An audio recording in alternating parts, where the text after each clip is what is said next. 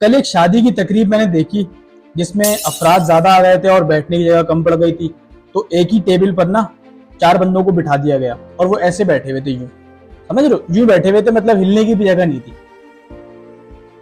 मजाक कर रहा हूँ। एक प्रेस कॉन्फ्रेंस थी, डोमेस्टिक टूर्नामेंट हमारा स्टार्ट होने वाला है। डोमेस्टिक टूर्नामेंट का थोड़ा सा मैं आपको एक ओवरव्यू दे देता हूँ कि भाई हमारा जो डोमेस्टिक टूर्नामेंट है बेसिकली इसका नाम है नेशनल चैंपियंस कप। सही है भाई। चार टीमें हैं इसके अंदर। पाकिस्तान ग्रीन्स है, पाकिस्तान वाइट्स है, पाकिस्तान ब्लूज है एंड पाकिस्तान गोल्ड है। और एक का कैप्टन फहीम अशरफ है, साइम अयूब है, साहिबजादा फरहान है और शाहीन शाह है, शाहीन शाह अफरीदी है। ये प्रेस कॉन्फ्रेंस देख करना मुझे ऐसा लगा कि ये किसी डोमेस्टिक टूर्नामेंट के स्टार्टिंग से पहले जो प्रेस कॉन्फ्रेंस होती है ये वो नहीं है। ये एक शादी की तकरीब चल रही है जिसमें अफराद ज़्यादा हैं और बैठने की जगह कम पड़ गई है। समझ रहे हो, बस खाना खुलने का वेट हो रहा है।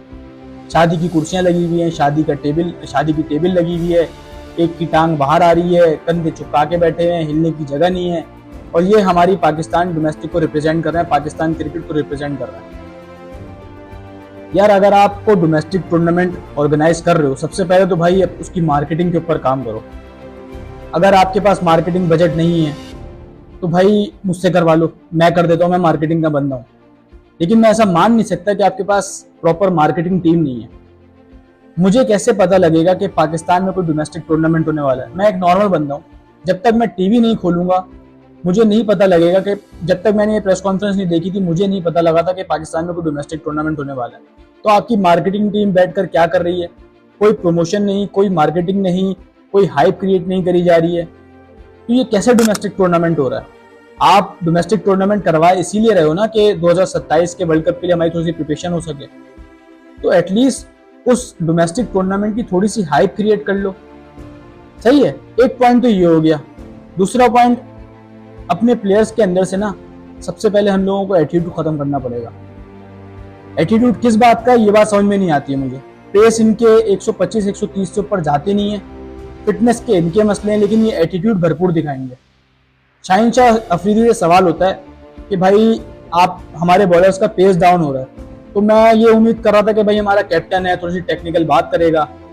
लेकिन शाहीन शाह अफरीदी ने जवाब दिया कि भाई इंशाल्लाह पेस आ जाएगा, पेस वापसी आ जाएगा।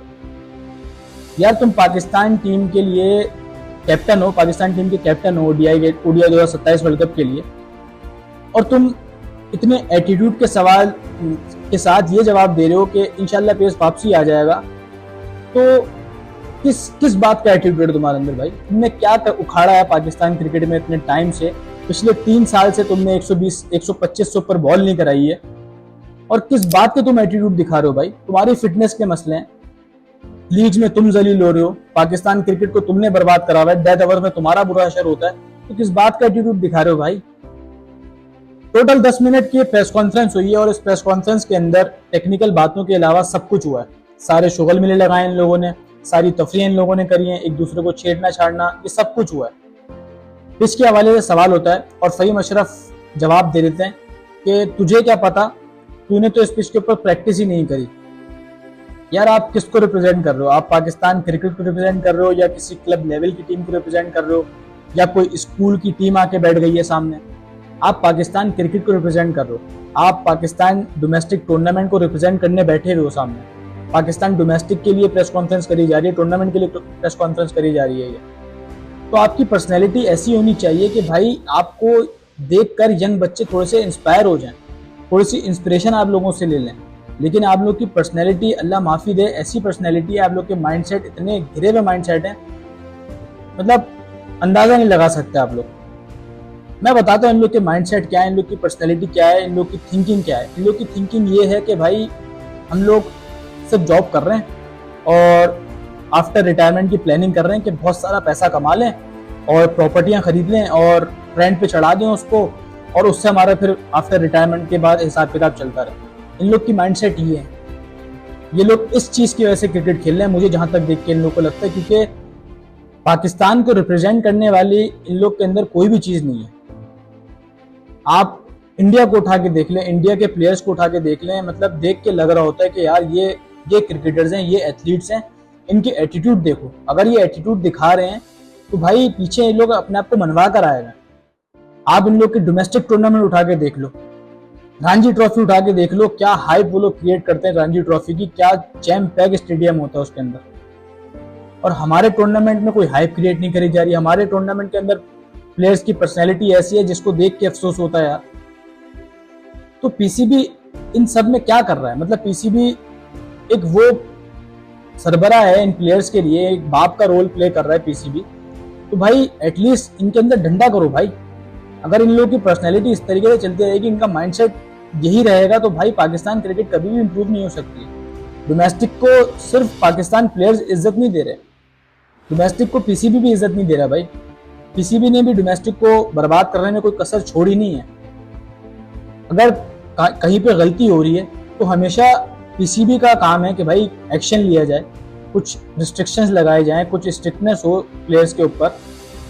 लेकिन हम लोग ना इन्हीं चीज़ों में उलझ के रह गए। हम लोग के ज़बरदस्ती के एटीट्यूड दिखा दो और शुगल मेले लगा लो, तफरियाँ कर लो, होलसम मूवमेंट लगा लो, यही होता है भाई, यही चल रहा है। एक छोटी सी बात मैं वीडियो के आखिर में ज़रूर ऐड करूँगा। मैंने पिछली वीडियो में असद शफीक के रोल्स के ऊपर बात करी थी कि हर बंदा पाकिस्तान क्रिकेट में नौकरी नहीं कर रहा, नौकरियां कर रहा है। पीसीबी चेयरमैन को उठा के देख लो, आप आकिब जावेद को उठा के देख लो, आप असद शफीक को उठा के देख लो। ये लोग वो बंदे हैं जो नौकरी नहीं कर रहे, नौकरियां कर रहे हैं। हर बंदा 2-3 जॉब लेके बैठा हुआ है और हर बंदा 2-3 जॉब्स के पैसे कमा रहा है। किसी एक का पर्टिकुलर रोल डिफाइन नहीं है कि आपको ये करना है और इसी बाउंड्री में रहते हुए आपको टीम के साथ रहना है।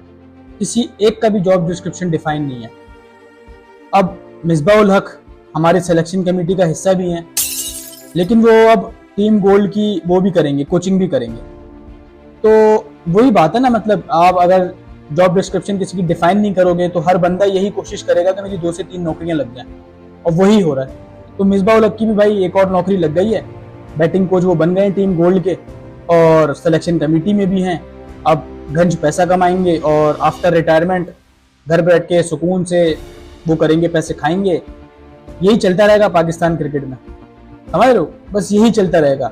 ये आएंगे, प्लेयर्स आते रहेंगे, इस तरीके के माइंडसेट के प्लेयर्स आते रहेंगे, पैसे कमाते रहेंगे, प्रॉपर्टीज बनाते रहेंगे और किराए से बैठ के वीवीआईपी करके एंजॉय करेंगे। यही हमारी पाकिस्तान क्रिकेट की और डोमेस्टिक की इज्जत है।